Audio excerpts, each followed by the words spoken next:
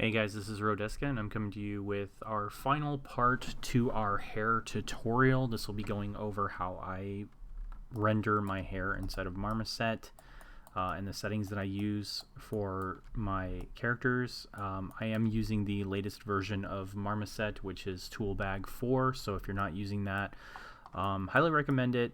It has some really good features for rendering your characters.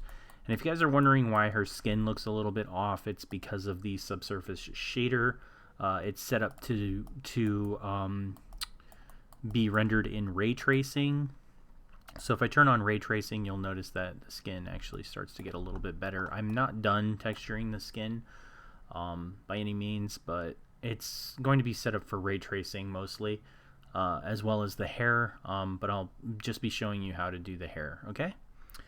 Alright, so let's get started. So the first thing you're obviously going to want is you're going to want a material, and I already have mine set up, but we're going to create a new material and we're going to apply the material to her hair, and I'm just going to call this new hair. Okay, where did you go? There it is. Alright, and we're just going to drag it over, and you'll notice that it is using vertex colors. So we are...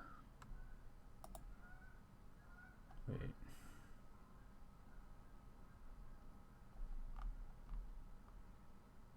You know what? That's weird. It shouldn't be using vertex colors. Let alone, it shouldn't be using that. So, I don't know what that is. Alright, let's just do this. New material, and I'll just call this hair tut. There we go. At least now we can drag it over, and you'll notice that it is now not using vertex. Okay, it's simply using ours, the default color. So the first thing I like to do is I like to turn off backface culling. This will ensure both sides are being rendered. If you turn that on, depending on how you set up your hair, it's not going to make much of a difference. As you can see with ours, it's not making much of a difference, but if you turn it on, it makes the hair appear more thicker. Or excuse me, if you turn it off, it'll make the hair look like it's more thicker because it's rendering both sides of the polygon. So essentially that's what you're going to want. And the next thing that I like to do is I like to go into my transparency settings and turn it to cutout. And then we want to obviously look for our opacity texture. So I'm just going to drag this off screen. We're going to locate our texture. Where are you? 2021 hair, and here it is, mask. So we're going to apply the mask, and as you can see, nothing happened. That's because you have to go in here and state that you want to use a linear value. So basically black to white. R, G, and B are all linear values. You need to specify that that's what you want. Now, depending on how you set up your hair texture, you might have a bit of an issue.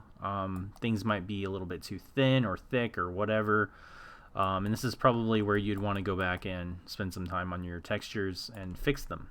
But I'm also going to go in for the sake of making this look a little bit better in the viewport. You can turn on or off use bitmaps. Just be careful that if you do turn this off, it will be more process heavy or intensive on your computer. So I don't have much of an issue with that. So I can turn this on, off, and you can see that we now have a better result for our hair. And at this point, it's just a matter of going in and figuring out what you want to do. So let me zoom in on this. Okay. We want to make sure that we're using specular. Specularity is more reflective. It just looks better for hair in my opinion, and it works better with subsurface. So if you wanted to do some back face scattering or anything like that, then it would look a lot better. So yeah, and obviously roughness. I like to keep the roughness value of this first one pretty high. Because the roughness, the lighting will scatter further across the hair. And again, if you also set up your hair to have the normals set up, then this will look a lot better. And the next thing that we're going to do is you can also choose a color. If you have a color that you've already made, you can plug it in there, or you can choose a color, obviously, that you want to, you know, assign to her. See, it's already looking pretty decent, even without any of the other maps on it. It does a pretty good job of doing that automatically. But we're going to give it a little bit more depth, just a little bit, just a hint of more depth. So I'm going to turn on parallax, and what this is going to allow me to do is it's going to allow me to use a map to get more depth out of the hair. So we're going to use the normal map that we created, and you'll notice that it's a little bit too harsh. I might actually go in there and scale it down a bit more. Yeah, I might actually go in and scale that down a lot more because it's just a little bit too harsh. But then what we can do is we can actually start playing around with our depth slider and getting a little bit more depth in our hair. You can also assign a depth texture if you're using Hair Strand Designer. It makes one for you automatically, which is pretty great. And you can see we can go in there and increase the depth. You can also turn off the normals if you don't want the normals on. But it makes the depth look a little bit weird, as you can see. It makes it look a lot more flat. So I'm going to go in there and just tone that down a little bit more. Tone down the intensity of the map. And then what we're going to do is we're going to add a little bit of subsurface scattering. What this is going to allow you to do is you see these harsh shadows along the hair. That's going to get rid of as much of that as you can. The interesting part about this is that it looks like it's causing a little bit of a shading issue. It's very interesting. I've never actually seen this before. This could be a bug within Marmoset. Usually it just softens the shadows, but in this case it's causing a little bit of artifacting, so I'm just going to leave that off because clearly it's causing some sort of issue. It could be the light in the back. Let me see. Could be the light.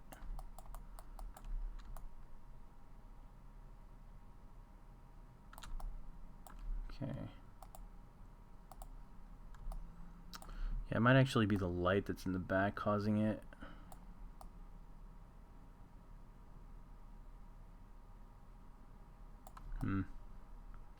Might actually have to fix that a little bit later on, but let us continue.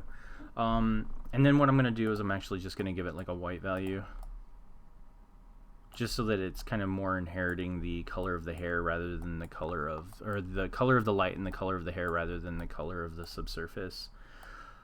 You don't need any fuzz on it because there's literally no fuzz to hair. But if you wanted extra kind of like rim lighting, you can probably put on a little bit of fuzz, but I'm not going to do that either. Let's see. Let's get this to be a little bit higher. I think the range of this is pretty decent. This is where you're going to get most of your backlighting.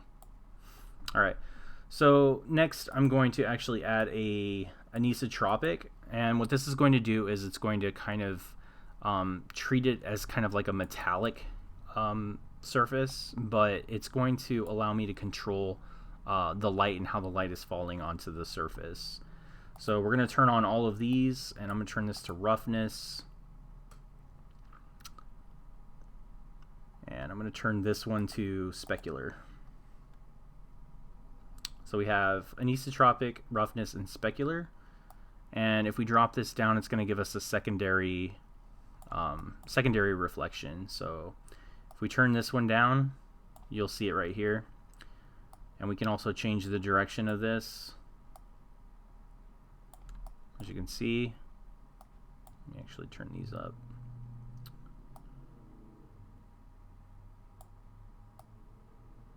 There we go. So now you can see exactly what's happening. You can see this line. That's our secondary reflection. And that's what's helping us kind of make it look more like hair. So we can turn this up or down. I think I'll leave it around there. And I'm going to turn this all the way up, and then we're going to just play around with the direction of this. You can also, the great thing about the Hairstrain Designer is that it also comes with a flow map. And that drives the direction of which way this is rotating. So that's pretty nice. And we're going to just turn, and this is all, at this point, it's just all about playing with the values until you get something that, you know, you like. I think I'm going to turn down the intensity.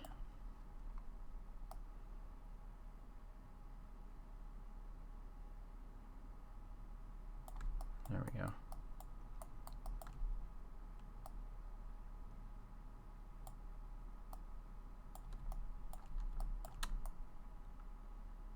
Yeah, and this is all just about, like, you know, finding what works best for you. But essentially that's just what I do. I just kind of apply, you know, anisotropics to it, mess around with the direction, and then, you know, give it a little bit more specularity depending on the character.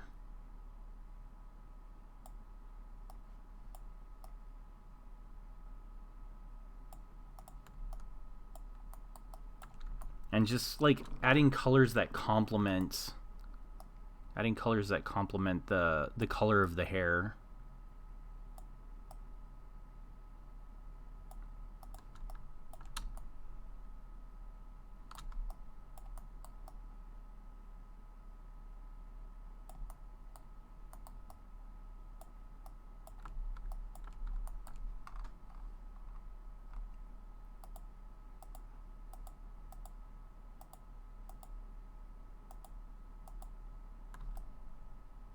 And what you could do is, if you don't really like how strong the normal map is, and if the depth isn't doing anything for you, this one isn't really doing anything for me. So what I can do is I can change it to detail normals. And what we can do then is we can then plug in the detail normal, the normal map into the detail normal, and we can then just drop this down to be a lot lower. So something like that.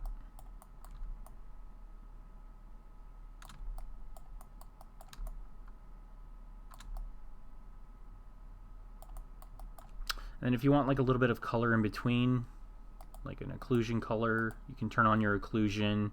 And in your occlusion map, you should also have an AO that is generated through Hairstrand Designer. And I'm also going to use the depth map as the curvature. So that's going to give us a little bit more variation in between.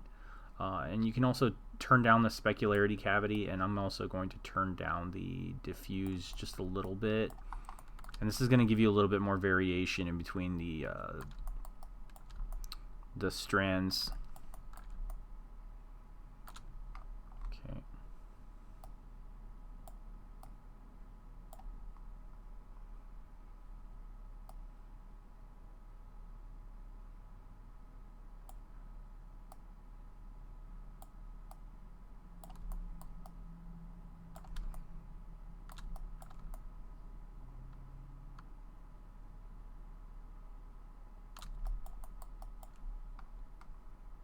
Let's go back up to our scattering and see if we can't just soften that down a little bit more.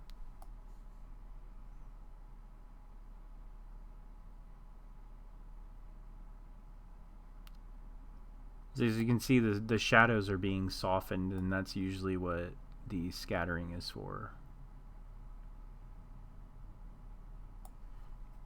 Okay. And you can also use a dithering as well, so you don't necessarily have to use cutout. You can use dither, and dither looks all right. In my opinion, it's not, I don't know, it's not the greatest, but it does pretty well. Yeah, we don't really see much of a change other than the fall off where the hair's starting to end. But yeah, that's how I do my hair inside of Marmoset, and I just continue to tweak it until it looks the way I want it.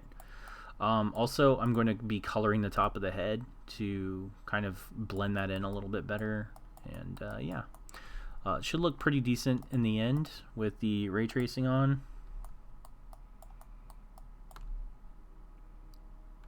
You always want to check that just to make sure that you're getting exactly what you want out of the hair. So maybe with this, maybe we want just a little bit more kind of sheen to it and a little less occlusion.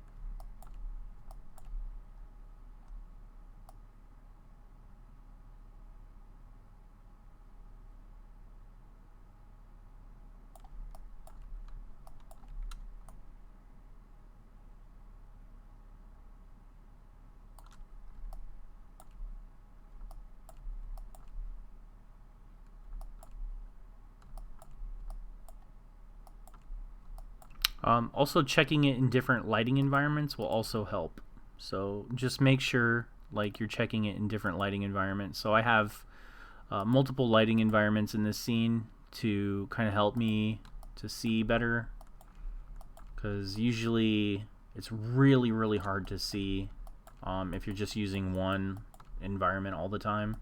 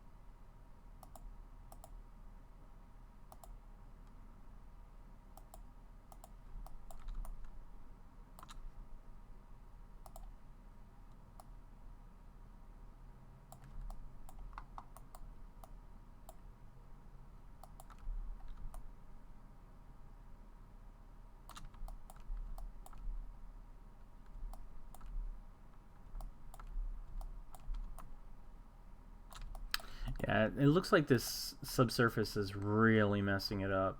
The shadows especially, so I'm going to take the subsurface off.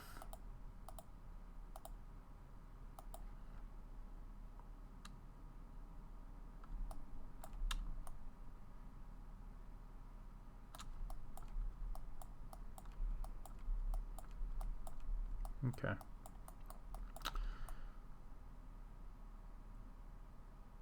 And one of the reasons why you can see like the anisotropics starting here and then going down and then starting again and going down is because of the normals.